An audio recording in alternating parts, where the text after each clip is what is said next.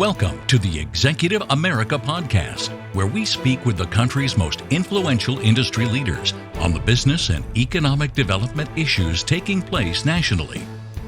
You can stay up to date with all of our content, including our publications, newsletters, and podcasts by visiting www.executiveamerica.com and clicking on subscribe.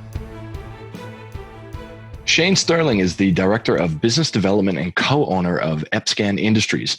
He holds Canadian Red Seal certification in 4 trades, is active in the development of skilled trades training locally, provincially, and federally, and he is a past director of the Industry Training Authority in British Columbia. He lives in Fort St. John, BC, with his wife and son, a serial entrepreneur, and is passionate about downhill skiing, personal growth, and developing people and businesses. Shane, thanks for joining us today. Thanks for having me. So for those who are unfamiliar with Epscan Industries, can you give us an overview of what you do as a business? Yeah, Epscan's a contract service provider, and we provide a range of E&I services, some pumps. We do material supply and inventory outlet store. We've been doing it for about 40 years. And, what are the key industries that you service? Primarily natural gas, upstream natural gas, and the midstreaming, and then municipal services, potable and wastewater. And again, with that, pumping solutions, we provide chemical injection solutions and other pump-related things. And then the instrumentation electrical contractor piece also ties into some municipal and commercial construction. So, those are the industries for people like myself who sit outside of that. Can you talk a little bit about the range of services you offer to these industries? Yeah, for sure. So the instrumentation and electrical, again, we're a service provider.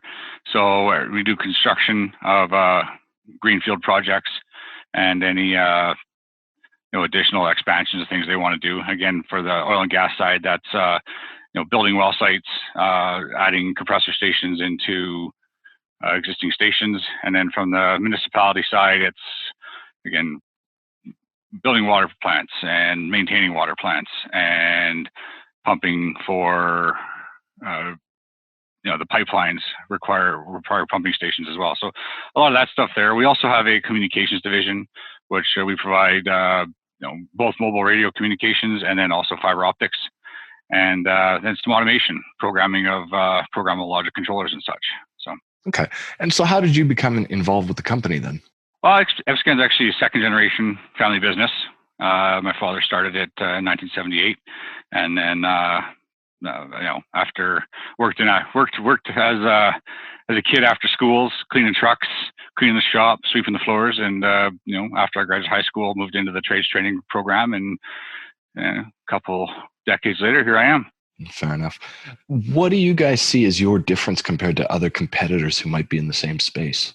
Well, being the family-owned business, we have a commitment to quality and customer service, and the customer service piece is we really promote as one of our key qualities, because someone calls us and they need us to go and pick up a part for them on a Sunday.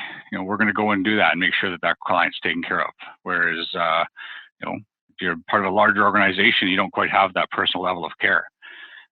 We also do strongly promote the skilled trades training programs, both provincially and federally, to make sure that we've got that labor pool available for future. Where do you see your growth moving forward? We're branching out. Currently, we're looking at, we just opened a brand new branch in Grand Prairie over in Alberta. So we're kind of branching into Alberta and their markets there. We also are watching what's happening on the coast of British Columbia. We've got Canada LNG building an LNG plant, which is going to drive, growth through their pipeline corridor up through Prince George and this way. And then, there's also some longer view stuff with the oil pipelines. There's the Trans Mountain pipeline down to the coast, which is going to increase the oil production. And then, basically, looking like if things go in the right direction, we're just going to see an upswing in the energy industry in general, and grow with that swing. Fair enough. I wanted to ask you about sort of the news and industry issues that are taking place at the moment. You already alluded to this in our earlier question about skilled tradespeople. What is the demand, and why is that so difficult to find at the moment? Well, it's a multifaceted issue. I mean, the first one being the fact that we have an aging population in skilled trades. We've got the baby boomers that are, have been slowly moving into retirement, and as different things happen within the world, that they've been extending their retirement, but that's coming. All that does is compound the issue that later on we're going to have a massive amount of people leaving the workforce, and we need to backfill those with skilled, trained individuals. And just looking at the demographics, we don't have the numbers in Canada to, even if all the people that were coming out of high school moved into the trades training programs, we don't have enough to backfill that space and to backfill the growth. So somehow we need to develop this labor shortage. And it's just going to get, as industry gets busier and busier, the needs of energy, whether that's natural gas as a green incentive, or alternative energies. There's a huge growth in solar and wind, and to see those energy industries go forward, somehow we're going to have to find new people. We're starting to wrap up. Are there any business lessons that you've learned along the way that you might be interested in sharing with us? The biggest one that we've learned recently, and we're still working our way through it, quite honestly, is we just did a big internal software upgrade, and we decided to go on our own and go out and find a software and then implement it. And we did not take the due diligence that we needed at the time to do that implementation and find the right people or the right partners to help us seamlessly do that transition. And it was a really painful, really bumpy ride. And so for anyone out there that's looking at bringing anything new or switching anything in their company, they should really look at finding a partner, an implementation partner that they can work with to make sure that A, they're getting what they want, and B, when they do that transition, the connections are made properly, because it's definitely a bumpy ride when you don't do that the right way.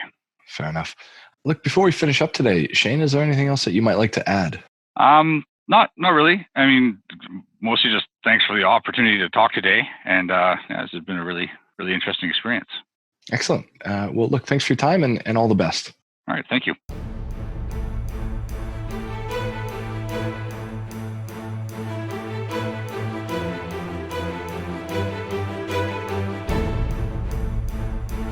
This has been a production of Executive America, a division of Romulus Rising Proprietary Limited.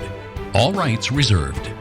You can stay up to date with Executive America, including our publications, newsletters, and podcasts by visiting www.executiveamerica.com and clicking on subscribe.